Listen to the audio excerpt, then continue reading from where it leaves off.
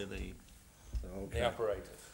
Being warned. The problem is I'm a serial wanderer when I talk. Yeah. So I've already had the lesson from the guys upstairs, but obviously it's been pointed out that I have to stay where I am. So if you do see me wander, you can all kind of wave from one side to the other. Okay, as the man says, my name is Paul Carey. I'm now the Marketing and Sales Director in GETECH, where we have kind of grown a bit, if you like, from the Potential Fields company through the company working much more in new ventures. The success is entirely down to me. We've got a small team of 70 people that help me out occasionally. And I'd like to just kind of illustrate a few of the things that these guys have gone through. I brought one of our brain trust, the big guy, Andy Quallington, sitting in the back, taking up about 4 seats. He needs that body to actually power the brain. But if you have any real technical activities, then I'll point you at this guy. If you want to buy something, I'm your very man. So just to kind of, I see him wandering already, just to kind of give you a bit of a breakdown. I'd start off by thanking obviously the GETECH team, the Globe team, who worked very hard over the past few years to build something really quite spectacular. The staff and students of the South African Petroleum Studies Programme, more about that later. I'll give you an idea of some of the resources that are available, certainly in terms of people in South Africa. Again, to Petroleum Agency of South Africa, and the guys down there are doing a great job. DeVille Wickens, if you want to know anything about the Onshore Karoo, you'll need to go a long way to find somebody that knows more than DeVille. He's currently retired to a small farm in the middle of the Karoo and is still mapping it. I'm thanking him because I've stolen a few of his pictures. And of course, Nando's Mug and Bean. Anybody from South Africa will realise that you need this to stay alive down there. Mrs. Ball's chutney to put up with a boerewors in South Africa. Everybody has their own recipe. They're not always nice. Mrs. Ball's chutney, they all taste okay. It'll help you through if you're ever involved in something down there. You don't want to turn anybody down. Make sure you ask for that. And the Fish Hook Beach Shark Spotters. These guys very kindly stopped me from going in and following a friend of mine who was an early morning snack for a 7-metre long great white shark. So I always thank them just for the fact that I'm still here. Other people may not. Running through, this is the classic. I'm going to tell you what I'm going to tell you, then tell you what I told you. So it's just a quick introduction, a little bit about the evolution of Southern Africa. What I'm trying to do is more so set a big picture, if you like. We were very fortunate in, where's it to? There they are, Steve and them all, and doing a little bit of work with Impact Oil, and they're gonna give you some of the details, if you like, of the very cool Golden Basin. I'm just really setting the outline, more to give you a sense of how you understand the distribution of the sediments, if you like, or the sedimentary rocks around South Africa. There are different issues in different places. Bredasdorp Basin and its issues of, well, there are structural issues there in terms of granulation seams and reservoir quality. Similarly, up around Kudu, it's how tight is it, what's the diagenetic effects, but largely they are reservoir quality issues, if you like. And what we do in GETECH is to try and look at the big picture side of it, to focus the answers at the smaller scale. So a quick review of that, a little bit of a review on structural issues down there. I've taken an example from the Mozambique Channel, quite unsurprisingly. A little bit on the risk and parameters in the main basins. That's very heavy on the text. So I've included it largely because I'm going to leave this presentation with David to be included, so you can effectively get a quick copy of it, save you scribbling. But I'll not necessarily go through all of the individual details. It's going to be a very long and a very boring talk. A little bit about the onshore, very little bit.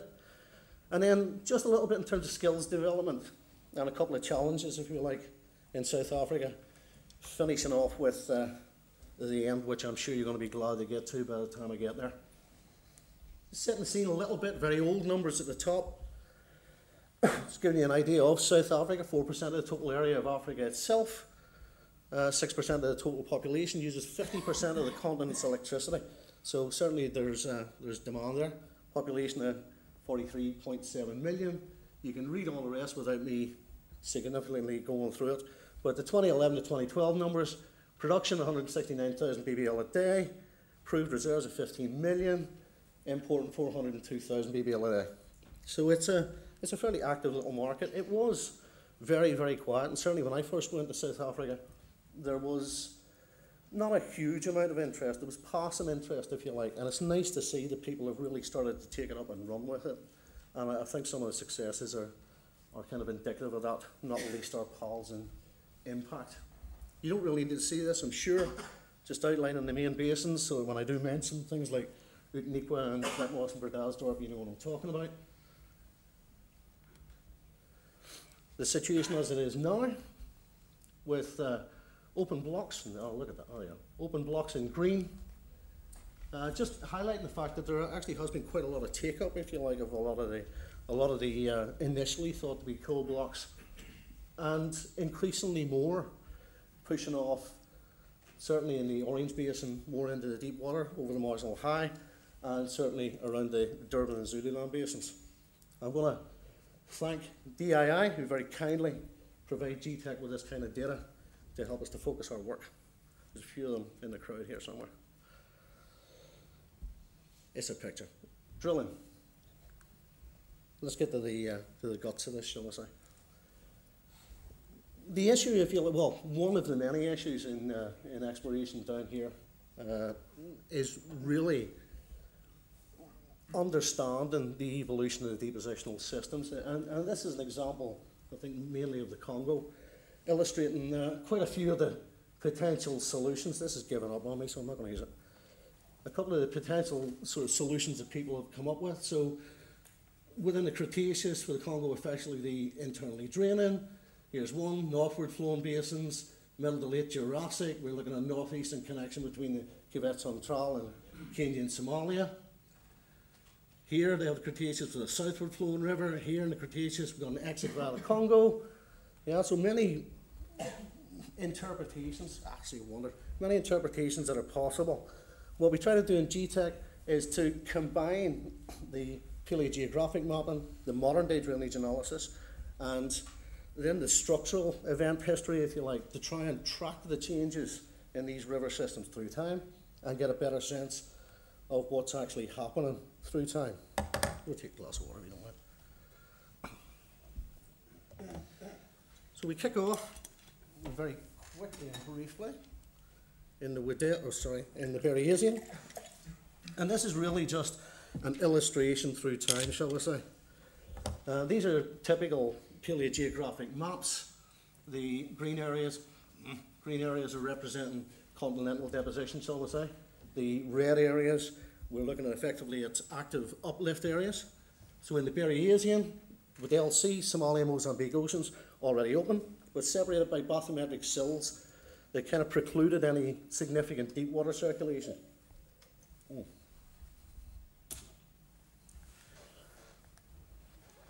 Onshore, landscape is largely dominated by these long wavelength uplifts, almost certainly mantle driven. There's still work to be done on that, but they broadly generate broad domal morphologies and medium-sized rivers. And when I'm relating here to river lengths and river sizes, then obviously we're doing the calculations back on the likely material that's going to be transported, what area it's actually draining, what the sediment type is likely to be coming down these, what's likely to be at the end of it. Yeah. By the Berriasian, this landscape itself started to be increasingly modified by the rifts and the associated rift shoulders, certainly in the South Atlantic, developing in these areas shorter, much more isolated little drainage systems. They only cut in place by some of the pre-existing rivers. So you're starting to see the evolution of these sediment patterns on the break. Is that somebody's phone?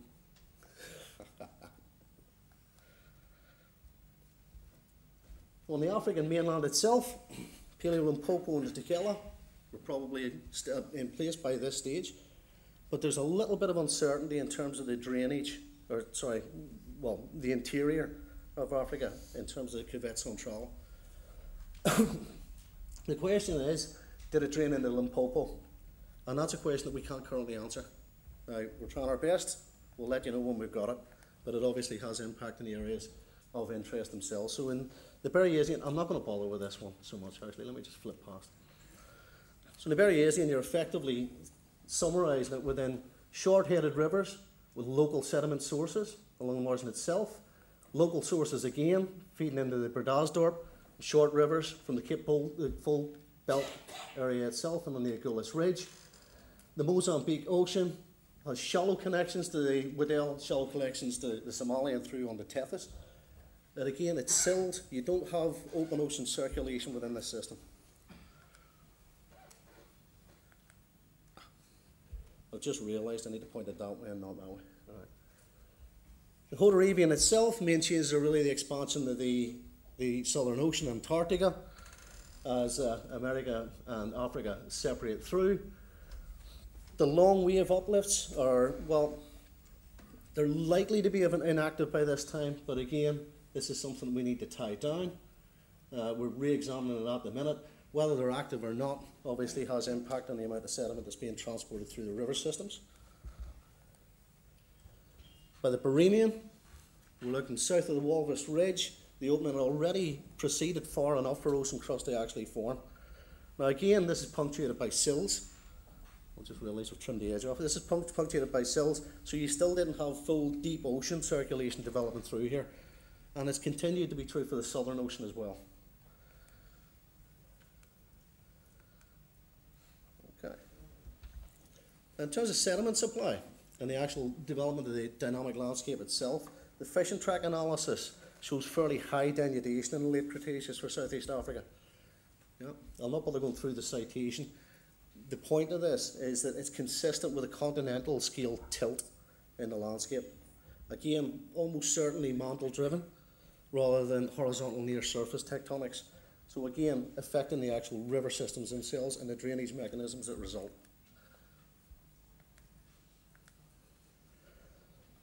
By the Optian, we're getting to really what is a major unknown on the margin. And I do apologise, a lot of these things are unknown, but unfortunately they are. That's what kind of keeps us working. And it's the position of this westward moving ridge as it passes Gamtus and Berdasdorp deepwater regions, with largely in the Cenomanian Turonian, but the actual position and timing of that is something that we're working on this year to try and refine. The Mozambique Ocean, again, isolated. So although Gondwana had actually broken up by the Optian, you still have these bathymetric sills that are preventing deeper ocean circulation. By the Cenomanian, again, just summarised here, major northward rivers are now flowing. The interior rivers themselves are blocked, so the interior becomes isolated, in effect, as a large internally draining system.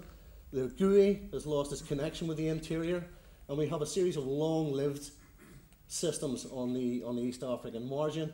And the drainage split in the Victoria Craton is, I am reliably told, because I really didn't do this myself, is supported by cichlid fish DNA research. Somebody's got to do it. Okay, so largely just long-lived drainage systems. So starting to stabilise in terms of the drainage at that point. I'll just go through all this.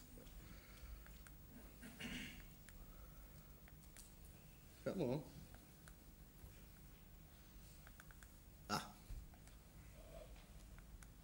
Okay. Heading into the Maastrichtian, Santonian transpression itself then provided a sediment influx into the offshore region. And that's what's largely generated the late Cretaceous turbidite plays that are so interesting. The Karoo itself is now a major river that's flowing into the Southern Orange Basin, and the Tanzanian Craton reactivates effectively in the late Cretaceous, again affecting the drainage systems and the sediment coming through. Into the Riparian, big uplift now in the north. That brings the sediment supply to the offshore areas again. In Zambezi, there's some evidence of capture. I'll not go into the details on the rivers themselves. I'm sure you've got very little interest. The Zambezi River itself, you're looking at capture of the Luangwa River along the lower Zambezi. But what we do have, which is more interest to me, is the development of what, largely speaking, is the modern Orange River itself, starting to transport considerable amounts of sediment onto that margin again. Coming up into the Piacenzian, basically you're looking at uplift as a result of the super swell itself. I'll not labour that. It comes to the final point, which is what GETECH does, and it's looking at creating the scene, if you like, creating an understanding of the paleogeographic evolution, of the rivers evolution, the sediment transport, the depositional systems, and then trying to put that into a context to take it backwards in time. And offshore Southern Africa, probably as much as anywhere else, it becomes critical that you view this not in terms of Southern Africa, but in terms of the global plate model itself. And the images that I had up just there are from our global models. Yeah, we have much more refined, if you like, detailed, higher resolution models. These are from our global models because it allows me to follow on and try and illustrate the structural aspects then that help to tie this story together. This is pretty much the kind of simple view, if you like, of the evolution of the Mozambique Channel. And it is basically Mozambique displacing itself along the Davy fracture zone, coming off the Kenyan coast to the position that it sits in now, and in what is a fairly simple model that simply causes all kinds of problems when you try to fit it. These are a number of the variety of proposed models that fit for the Mozambique Channel. I should apologise to anyone travelling here from India. India is the white area. Why they've coloured it white and makes it look as if it's missing.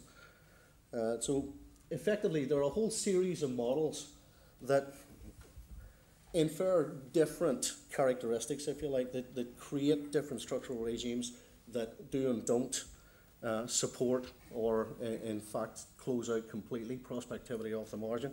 So actually getting this right isn't just necessary for work that you're doing off Mozambique. And in fact, the answers, if you like, our answer didn't come from anywhere near Mozambique. It came from this area in the Bay of Bengal. For those of you that are familiar with the 85 East Ridge, it's a gravity feature. GETECH has moved on considerably, but we still hold on tight to our grav and mag. This is a gravity feature that could be any number of things. It could be a continental, similar to the Lomonosov Ridge. It could be a large igneous province, could be a volcanic. But it's largely been interpreted as being continental, and this is the ion line. This isn't the GETECH interpretation. And the ion line, as you see, illustrates it as a continental feature. And just to show that we don't get everything right, this is the GETECH potential field section through it, which again shows it as a continental feature. The problem is that it just doesn't fit with the data that sits there. DESA's data set, this isochron data set, simply doesn't support any kind of spreading ridge between 85 East Ridge and the continental mainland, if you like. And no amount of modelling will effectively drag that point out. The closest we can come to is to provide something that requires a subduction zone along the eastern margin, and there's certainly no evidence for that. So the reinterpretation that we had to put on this feature was that it was not in fact continental. The jury's still out on exactly what it is, but it certainly isn't continental.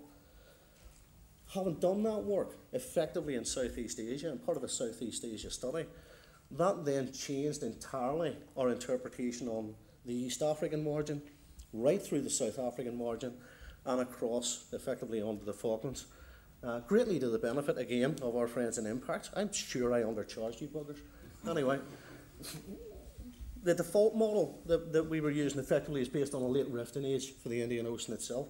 And you see it does actually cause a few problems. There's a lot of extension in there that isn't really explained. That's effectively what stimulated us to start looking around to see if we can come up with evidence and ultimately from the 85 East Ridge to try and refine that. And our first experiment shows an opening that is consistent with DESA's Cron interpretation, so without the continental component to the 85 East Ridge, but it causes its own problems. It doesn't actually deal with the extension issue here, and it causes an enormous amount of translation along the Vishnu fracture zone, which again there's very little evidence for. The solution that we came up with was to do the unforgivable and actually loosen up the fit between Africa and Antarctica.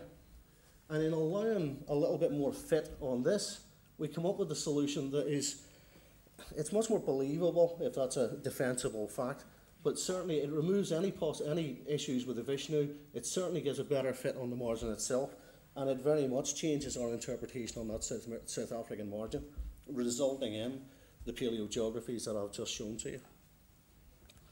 So it's important, the point that I'm trying to get across, is that understanding the paleogeographies is important, generating them is very important, understanding the structural development on this margin is still not an absolutely solved issue. There are still a lot of issues there, and there's still a lot of structural issues that aspects of it that we need to understand. Now, this is a dreadfully texty thing, so I'm going to try and hurtle through this, okay? What I will say is you'll get a copy, so you'll be able to see what we've actually done. This is largely a kind of summary of what we've done in GETECH in terms of risking the individual areas offshore South Africa. It's generic because if we wanted anything more detailed, of course, we'd charge you for it. But it does highlight the fact that it's a very attractive region in terms of, certainly for us, it's a very attractive region in terms of exploration. So the Northwest Orange Basin, the areas that are open really are off to the west, pushing into deep water, coming over the marginal ridge itself, and there are questions there in terms of the actual reservoirs. What sort of reservoirs, what sands are likely to carry out there? Were they carried out on turbidite systems? Were they effectively slumping and effectively really creeping up onto the marginal ridge to give you a little bit of additional prospectivity on that margin? From our point of view, we think the reservoirs themselves, largely middle, late Cretaceous, most likely to be tertiary turbidites, really because it's the only thing that's going to carry it out that far. Sources, in terms of the oil and gas, unsurprisingly, Aptian, Cenomanian, Turonian oils, we've already modelled these as being generated and accumulated on the marginal ridge area itself. So we're happy enough with the source. The seal, interformational seals, we're happy enough. The trap, again, gravity structures common in succession, likely to be toe thrusts. Don't hold me to any of this. Oh, work you bugger. Did I miss one? Yeah, I did. Right. Western Brazalsdorp and heading into the southern Orange Basins, again, in terms of risking, turbidite reservoirs again, analogous to those in the main Orange Basin are likely. Yeah? The sediment input into the basin may be problematic. And if you go through the paleogeographies in rather more detail than I did, you'll start to see the reasons why we're making those kinds of decisions.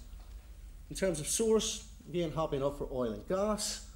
Seals, perfectly happy. Fine grain intervals, highly likely to be present. Again, largely coming from our paleogeographic modelling. Traps, again, gravity generated potential structural traps. The Southern Newton we've got 3 slides for this because this is kind of one of our favourite areas. So again, I'll not labour the point. Source rocks, Kimmeridgian, Tithonian, and Aptian, perfectly happy with these. Migration distances you'd expect to be relatively short. We'd like to see some geochemistry to try and build that up a little bit. One of the difficulties with the Uniqua is its thermal history. The thermal history itself is quite complex as a result of the plate organisations and everything that's going along effectively that margin. Where are we? In terms of reservoirs, yep, late Jurassic, early Cretaceous synrift successions, we've got no worries there. Similarly, late Cretaceous, post-rift successions, happy with that. Again, turbidite fans sourced through some of the canyons, development in the proximal parts of the basins themselves. Trapping mechanisms, well, yeah, I mean, we're happy enough with that. Really, fault block compacting anticlines, a kind of general structural pattern. In terms of seals, again, we're looking at interformational seals, and again, in terms of migration, very short. So as I say, perfectly happy to chat through all of this at coffee or wherever you like. I've put it here really to give you something to take away with you. The Durban Basin, don't really want to say too much because the impact guys are here. This is largely, I guess, the sort of summary that we presented to them. Again, reservoirs, very happy that they're present. Likely to be sandstones deposited within the Tugela submarine fan complex, of which I'm sure you will hear much more. Oil and gas sources, again, very happy. Now, that's probably the more significant comment, if you like. The oil and gas sources we were happy with as a result of our reinterpretation of the plate model, as a result of the 85 East Ridge, as a result of our reinterpretation on things like the Agulhas Arch. Seals, perfectly happy, again, interformational. And the trap, lots and lots of structures out there, drape anticlines, faulted structures. Very happy with that as an area, and when we were asked to review it, we're very excited at the possibilities, and we're extraordinarily jealous of impact. Okay, so that's the generic, if you like, of the offshore. I'll talk a very little bit about the onshore, and this is where I've stole not only DeVille's, but unfortunately a student of mine's work. I don't know whether you've seen this before or not. I'm sure he'd be happy for you to have it. This is effectively the succession in the Karoo. The onshore, there's been quite a lot of interest. Certainly Shell got involved a couple of years ago, and we did a little bit of work with Shell in terms of understanding the shales, primarily up in this area. We're looking at the Collium, Whitehill Formation, Prince Albert's, quite thick shales. Initial assessment of them looks very good. The difficulty with them is in terms of, well, there are a number of problems, one of them being structural, I guess. There's quite a lot of chert. There is, in fact, a very thick diagnostic chert band called the Mikey's Fontaine in the middle of this. Understand the distribution of the chert isn't really fully understood. And really understanding the actual distribution of these shales themselves, their total thicknesses, the total areal extent, is something that needs additional work. It is, in my opinion, I think it's a very interesting play. The commercials of shale gas in southern Africa or anywhere else is kind of variable. It's a different kind of approach. I'm very much an oily guy, you know, so I'm not greatly knowledgeable about this, but I think, I'm not sure where it's going to go in the future, but certainly I would take a look at it. And one reason I would take a look at it is, if I can show you that, those people who haven't seen it, this is Onshore Karoo oil. It's from an area in Merverville, just north of Langsburg in South Africa. And this is a fracture coated in calcite with solid bitumen within the fracture itself. It's very characteristic, and it's almost identical to the fracture-bound hydrocarbon systems that you see in the Neuquén Basin in Argentina. I'll show you pictures from Argentina that are almost identical to this. What we found in Argentina was that the oil type, if you like, could effectively be predicted from the structure within which it was held. And there was a huge variety, certainly of bitumen types, everything from albertite, abramite, gilsonite, right through to the really soft rubberies. But what it does show is an active migrating oil system. And these were initially described from just old mines as being pseudo-coals. And if you want to find out about them, you want their locations, if you do a search on pseudo-coals, or you have a chat with the agency, they'll be able to give you some details on that. As an area for us, again, we're very interested in this, and GETECH are planning to go down and have a look at this very thing in the coming year. We're going to be helped out by these guys.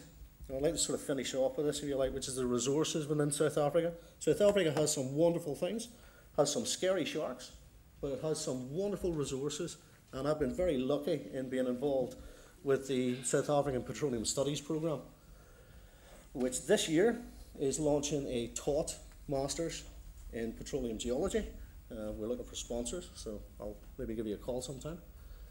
The top left is one of our graduating years, and in fact that's a mix of the students from the University of the Western Cape and students from the University of Missouri in Rolla, who came out to effectively get trained and go out again.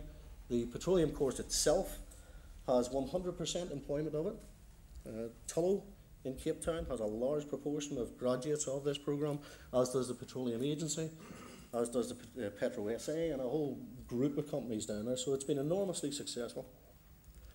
This is the very charming Desmond Tutu, probably the funniest person in the room until his wife starts talking. She is, without argument, the funniest person I've ever met in my life, who are in looking at this beastie, which is the highly immersive visualization environment that almost nobody knows about.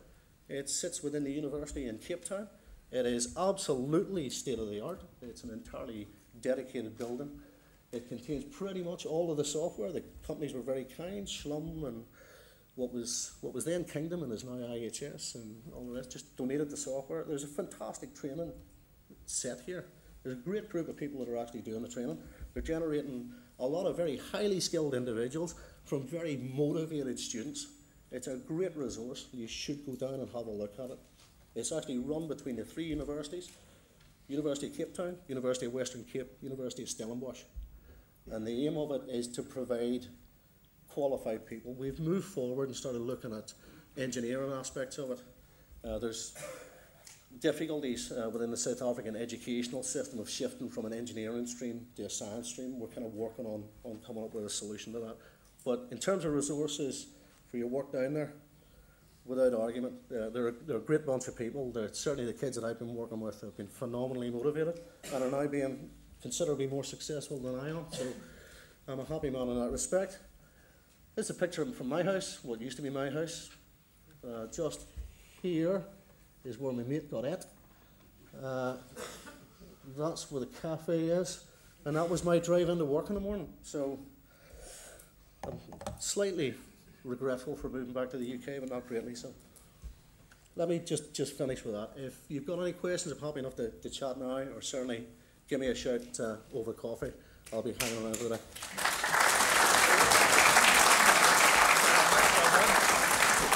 Okay, we've certainly got time for a couple of questions anyway, at least. Anybody want to start? And if not, I will, because, I mean, as I said earlier, I mean, the historical prejudice up to about 2005 probably was, you know, if I was to summarise it, there are no source rocks anywhere south of the Walworth Ridge, and as you go around, you've only got sort of meagre source rocks anyway.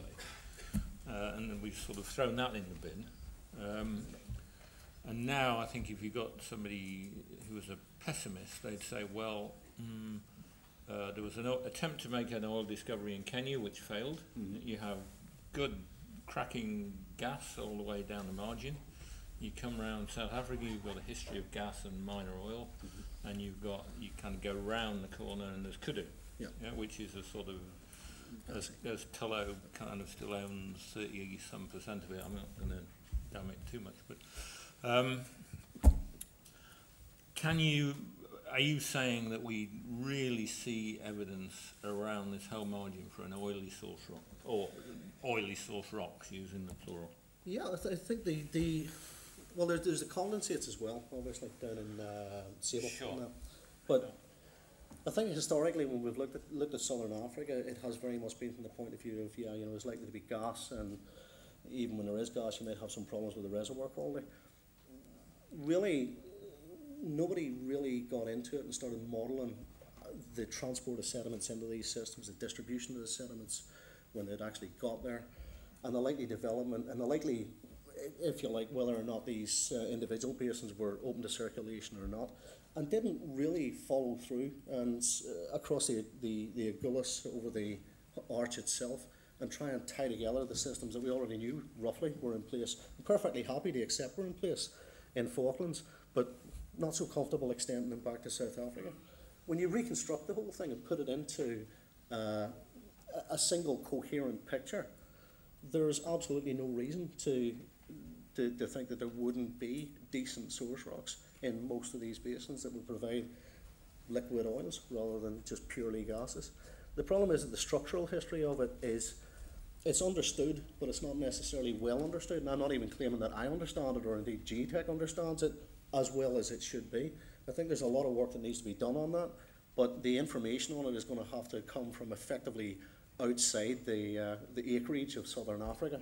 The answer is certainly relating to the opening of opening the Mozambique Channel itself, the Agulhas fracture zone and how it's behaved, the Agulhas arch itself, which is kind of viewed as a structural arch, and it's more likely to be actually more of a topographic feature, and that very much changes your interpretation of the source rocks environments that are likely to result in the area. So no, we were perfectly happy to go through this process and confirm the fact, yeah. Okay, and just a final thing, unless anybody else has got a question.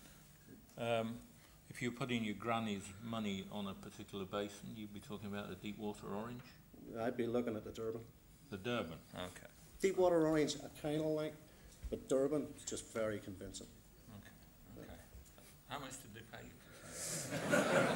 Absolutely nowhere near what they should. Nowhere near enough. Okay.